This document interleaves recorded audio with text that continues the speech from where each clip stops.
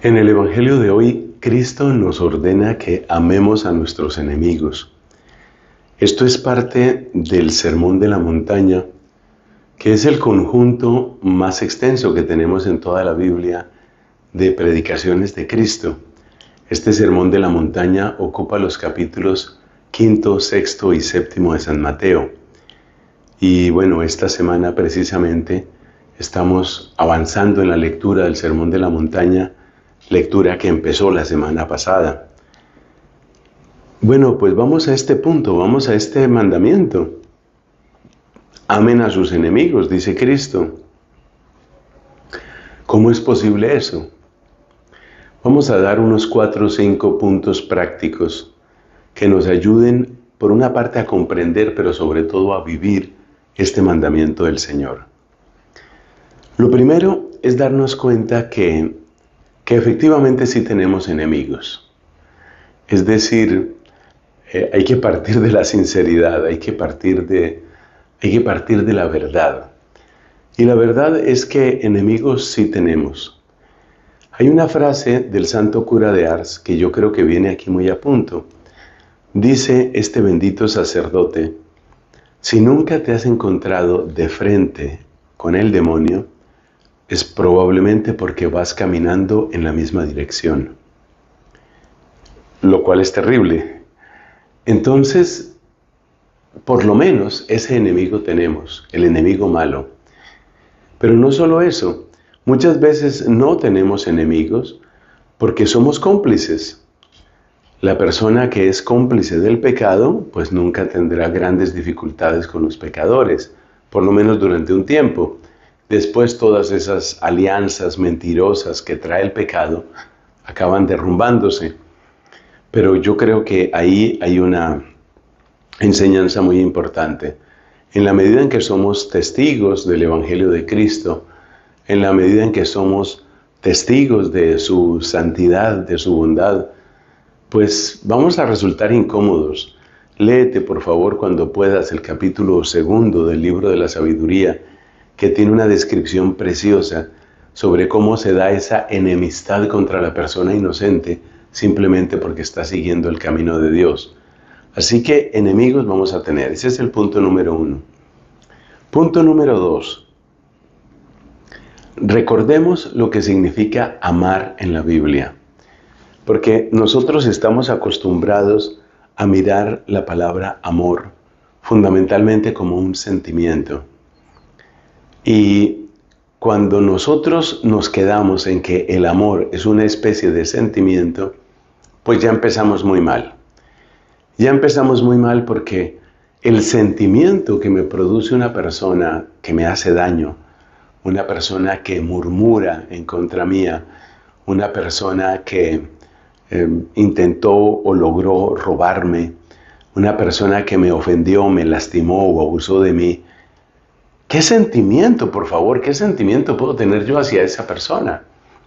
Entonces, si nosotros nos quedamos con el amor como sentimiento, pues es como si Cristo nos dijera, procuren sentir cosas bonitas con la gente que los ha tratado mal. Y la pregunta es, ¿cómo puede uno sentir cosas bonitas? Pues no las va a sentir. Entonces el mandamiento de Cristo cae en el vacío. Y por eso uno no puede interpretar amar a los enemigos como tengan sentimientos bonitos. Amar, esta es la segunda recomendación, amar en la Biblia tiene más que ver con dos cosas que son, en primer lugar, buscar el bien, construir el bien, realizar el bien hacia una persona.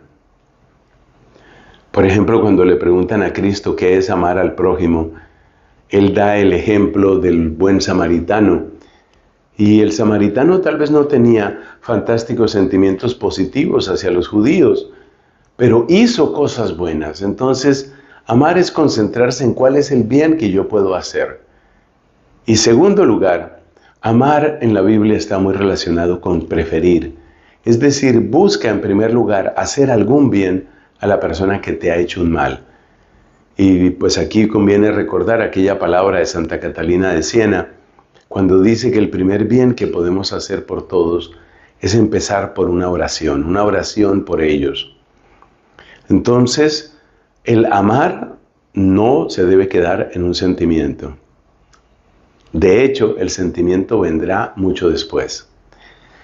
Tercer lugar, cuando se habla de amar a los enemigos, hay que tener en cuenta que el orden de la justicia debe ser respetado. ¿A qué me refiero? Esto se entiende con un ejemplo.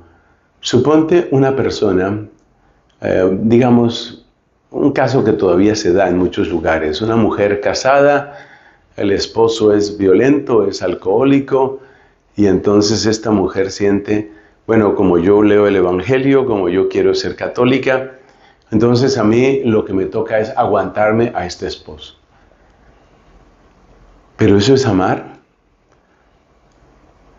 ¿Es amar tolerar esa maldad de esa persona? Aquí tenemos que preguntarnos, y este es el tercer punto, tenemos que preguntarnos por los frutos.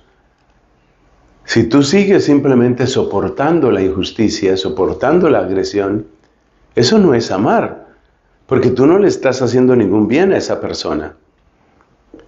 Entonces el orden de la justicia importa. Cuando nosotros detenemos la injusticia, probablemente causando disgusto a la otra persona, estamos haciendo un bien. Y eso debe tenerse en cuenta. Así que el amor no riñe con la justicia, porque tolerar la injusticia no es hacer ningún bien. Y la última recomendación con esto de amar a los enemigos es darnos cuenta que siempre tenemos también que revisarnos nosotros. Nosotros no somos ni tan amables, ni tan agradables, ni tan buenas personas como seguramente lo pensamos. Entonces revísate tú también. Revísate y piensa en toda esta historia que tiene que cambiar dentro de ti.